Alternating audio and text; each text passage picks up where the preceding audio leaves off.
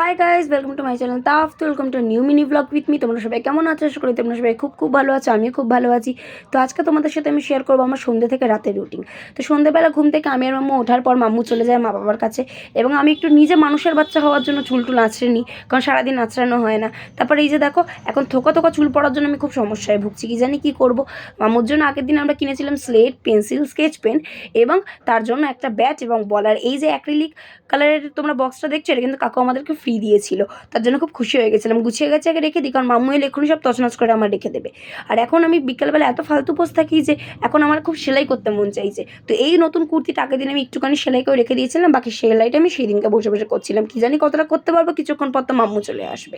তো এই যে বসেছি, এবার আস্তে আস্তে আস্তে সেলাই করছিলাম, ততক্ষণে দেখে আমার বাড়িতে একজন অতিথির আগমন হলো। এই অতিথিটা কে বলো তো? মনে হয় তোমরা চিনতে পারছো, কমেন্টে অবশ্যই জানিও।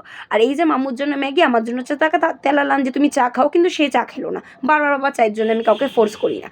সে আবার একটা মিনি ব্লগ বানিয়েছে, সেটা আমাকে দেখাচ্ছিল। আর এখানে আমার স্বামী বৃষ্টি দিয়ে বাঁচার জন্য আগে বাগে চলে এসেছে বাড়িতে। মাম্মু আমার ম্যাগি খাবে কি, আমার সাথে খেলেই অস্থির। তারপর নেহার সাথে আমি দেখাচ্ছিলাম যে আমার মামুর ছোটো ছোটো আতুরের জামা, মুখ মোছার কাপড় থেকে শুরু করে সমস্তটাই গুছিয়ে রেখেছি। এগুলো একটা ইমোশন, আর কিছুই না। তো যার জন্য তারপরে ওকে দেখানোর পর মাম্মু এখানে আবার একটু আঁকছিল, আবার একটু বদমাশি করছিল, মুখ চোখের অবস্থা দেখো। তারপর নেহা চলে গেল। নেহা যাওয়ার পর মাম্মু আরেকটু আঁকতে বসে গেল, কিন্তু তারপর মাম্মু চলে গেল বড় মামার ঘরে। সেই ফাঁকে আমি কিন্তু ড্রেসটা সেলাই করে তোমাদেরকে দেখিয়েও দিলাম, কেমন লাগছে অবশ্যই জানিও।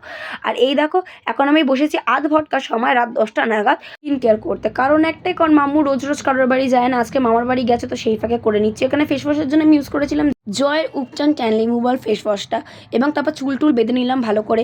এখানে ফেস প্যাকের জন্য আমি ইউজ করছি অ্যাশিওরের ইনস্ট্যান্ট গ্লো ফেস প্যাকটা। 4 মাসে হয়তো একবার নিজের স্কিন কেয়ার করার সময় পাই, তো সময় যখন পেয়েছি সেটাকে ছাড়বো কেন? বৃতে যাওয়ার তো কোনো মানে হয় না। ভালো করে ঘষে ঘাসে সব দিকে লাগিয়ে নিলাম আমি ফেস প্যাকটা। তারপর দেখো, আমি 15 মিনিট এটাকে রেখে দিয়েছিলাম ওয়েট করার জন্য, এবং আমার ঠোঁট কী জানি কেন সবসময় ফাটে, যার জন্য আমি লাগিয়ে নিয়েছিলাম লিপ বাম। তারপর আমি মুখ চোখ ধুয়ে চলে এলাম। আর দেখো, চুল বেঁধে নিয়েছি আমি। চুলটা আমার দিন দিন যেন কত শুরু হয়ে যাচ্ছে, যতটা আমি ধরে রাখলাম ততটাও কিন্তু আমার চুল মোটা না। রাত প্রায় 10টা 40 আমার মেয়ে চলে এসেছে খাওয়ার জন্য। মেয়ে আসার পর 11টা নাগাদ মেয়ের বাবাও চলে এলো, কিন্তু তাকে খাওয়াতে বললাম, সে তো এখন ব্যাটিং নিয়ে মেয়ের খেলছে, সে আর কি খাওয়াবে। তারপর সে বললো খিদে পেয়েছে, খাবার আনো। ভোলা মাছের ভিডিও দেখতে দেখতে খেয়ে নিল ভোলা মাছের ঝাল দিয়ে ভাত। আর এখানে দেখো, আমার মাম্মুর খাবার তখনও কিন্তু হয়নি। মাম্মুকে খাওয়া দাওয়ানোর পর ইনি তো উঠে গেল খাটে খেতে নিয়ে, আমি খেয়ে নিলাম ইলিশ মাছ দিয়ে ভাত।